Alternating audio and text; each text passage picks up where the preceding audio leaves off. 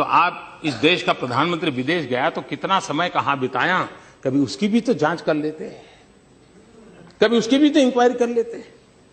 मैं आज कहना चाहता हूं जी, मैं जापान गया तो जापान मेरे कार्यक्रम में मैंने एक कार्यक्रम क्या जोड़ा, मैं वहां एक नोबेल लॉरिएट साइंटिस्ट याकामाहा को मिलने गया। क्यों? फोटो निकलवाने के लिए। मैं इसलिए किया गया कि उन्होंने स्टेम सेल के अंदर जो रिसर्च की है, मैंने जितना पढ़ा था तो मेरे मन में आया था शायद इनकी एक खोज हमारे काम आ सकती है क्या। क्योंकि मैं जानता हूं मेरे देश के आदिवासी, उन आदिवासियों को परंपरागत रूप से सिकल सेल की भयंकर बीमारी से जूझना पड़ रहा है, और सिकल सेल की बीमारी कैंसर से भी भयंकर होती है। जिन्होंने सिकल सेल की बीमारी वालों के विषय में पूछा है तो पता चलेगा ये कितनी पीड़ादायक होती है, और पीढ़ी दर पीढ़ी चलती है। अभी तक उसकी कोई दवाई नहीं मिली है। एक आशा लगी है कि स्टेम सेल के द्वारा सिकल सेल की बीमारी से मुक्ति हो जाए।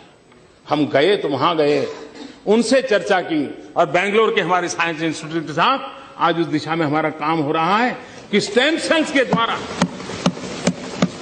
हमारे युवा साइंटिस्ट कुछ खोज करें। मेरे आदिवासी भाइयों को पीढ़ी दर पीढ़ी जो परेशानियों से जिंदगी गुजारनी पड़ती है, उससे वो बाहर आए। हम ऑस्ट्रेलिया गए, G20 समिट में गए। हम कहां गए?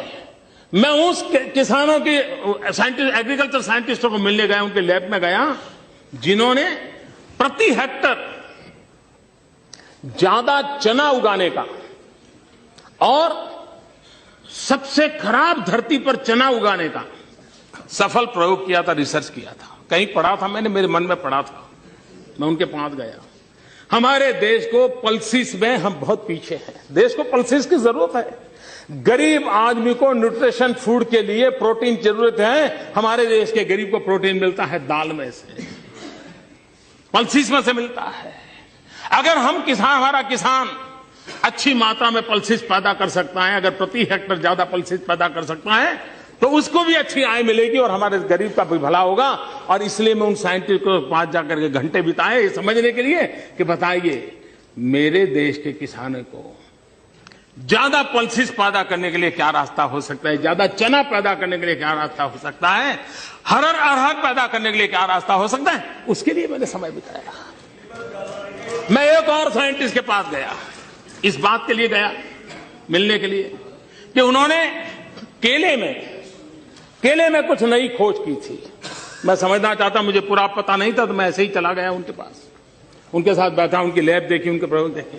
उन्होंने केले में न्यूट्रिशन वैल्यू बढ़ाने में बहुत सफलता पाई है, अधिक विटामिन को पाने की सफलता पाई है। केला ये अमीरों का फल नहीं है मेरे भाइयों बहनों, केला एक गरीब से गरीब का फल हो। अगर केला उसमें न्यूट्रिशन वैल्यू बढ़ता है, विटामिन अगर ज्यादा अच्छे मिलते हैं और इस प्रकार की खोज के साथ केला बनता है, तो मेरे देश का गरीब से गरीब व्यक्ति केला खाएगा, उसको ज्यादा ताकत मिलेगी। अगर विदेश जाते हैं तो इस काम के लिए जाते हैं।